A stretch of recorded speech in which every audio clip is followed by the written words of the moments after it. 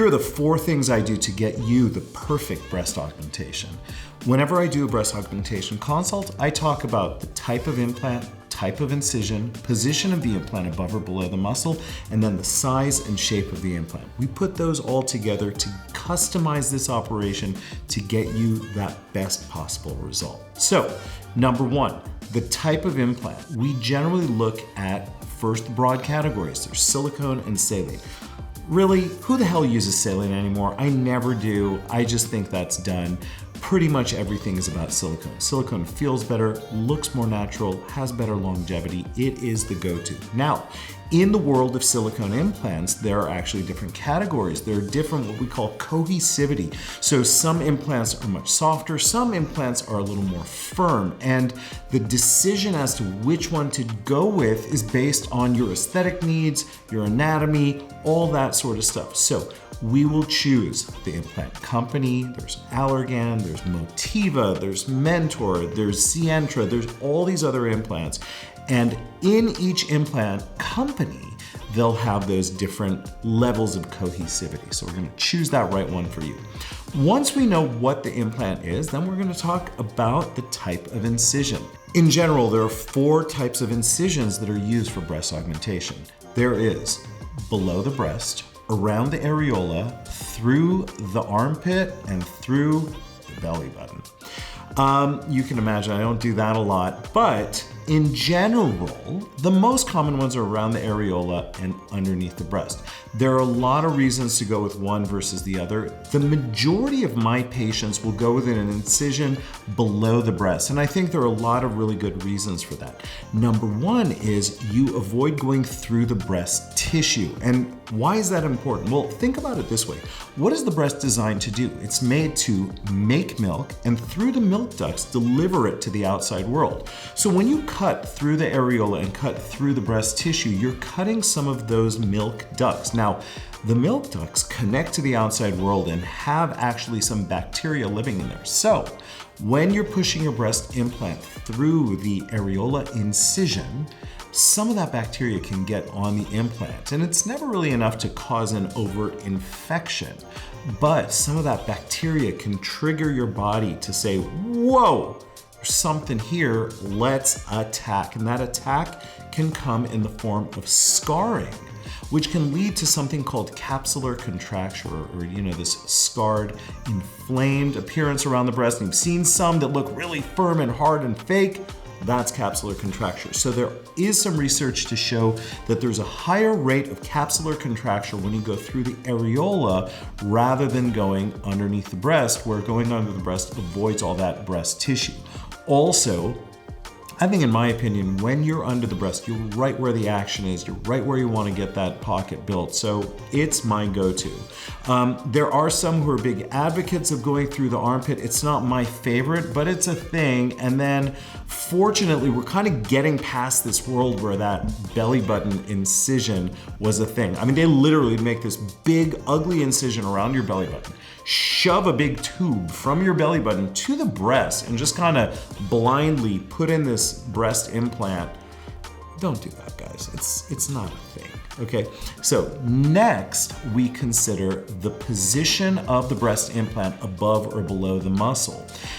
There are 3 approaches to that. There is under the muscle, there is above the muscle underneath the breast parenchyma or breast tissue, or now increasingly one that's very popular is subfascial. So under the muscle has the benefits we all thought of having nice coverage above the breast implant with the muscle, softening things up so it doesn't look so fake. It doesn't look like, chest, chest, chest, and then boom, big old breast implant. But it has some downsides. The downsides, one is what's called the animation deformity. So you can imagine if your breast implant's underneath the pec muscle and you squeeze your muscle, it can actually push that implant down into the side and make it look kind of odd when you're flexing, okay? Not a common thing, but it's enough to cause some notice. We also see that implants that are under the muscle for extended periods of time, after being pushed down, pushed down, pushed down, pushed down, pushed down, they can fall out to the side and even down a little bit. And that's kind of like, waves on a beach slowly causing these big changes. It's something that is a challenge with that and, requires certain attention. But the thing that was compelling about going below the muscle was that there was reported to be a lower incidence of capsular contracture, the thing we talked about in the past. So that was beneficial. Now, going above the muscle had other benefits. One, very notably, is you don't have that issue with the animation deformity. Because the implant's above the muscle, it's not having anything push on it. It won't push it down to the side. Now, in the old days, again, there was this data that above the muscle had higher rates of capsular contracture, but we're starting to see that with better technique and better implants, that is not quite the case. So the problem is, though, that you can get that sort of really fake look. Where do we compromise? Now, one thing that we're doing a lot of is what's called a subfascial augmentation. So here's the way it works. Every muscle in your body, for the most part, has a fascia around it, a covering about it. Think about like a sausage has a casing and the meat inside. The muscle has a casing of fascia that has some rigidity, some thickness to it. So we can use that to our advantage and just put the implant above the muscle but underneath its fascia, so the fascia will provide some nice softness to the upper aspect of the breast. It's kind of a win-win-win situation where you get that nice coverage of the submuscular augmentation, but you don't have to worry anymore about the animation deformity. Lot to talk about there. It's kind of a hot topic right now, and I think it's something that really deserves a little bit of conversation. So the last, and I think one of the most important things in picking your perfect breast augmentation then is, you ready? Sizing the implant to your body. I cannot tell you how important that is. We want the implant to first and foremost match you. Okay, so what's the most important thing? I will go in there, I'm gonna take a ton of measurements of your breast, of your chest, all that stuff.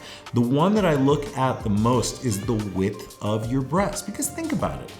We know what the width of your breast is. Well, you want the implant to be that same width. You don't want it to be too small where it underdoes it, but you also don't want it to be too big where it starts falling out to the side and looks really, really fake. So it's kind of a Goldilocks thing. You find that right size of the breast, and then we know that for any given width of a breast, the breast implant companies will make multiple heights or projections of the breast implant. So you can literally dial in how much that thing sticks out. There are anywhere from 3 to 5 different projections where, again, you can go from super streamlined and low to very augmented and, I dare say, fake looking.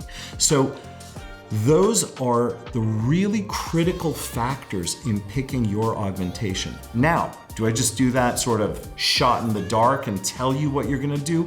Hell no.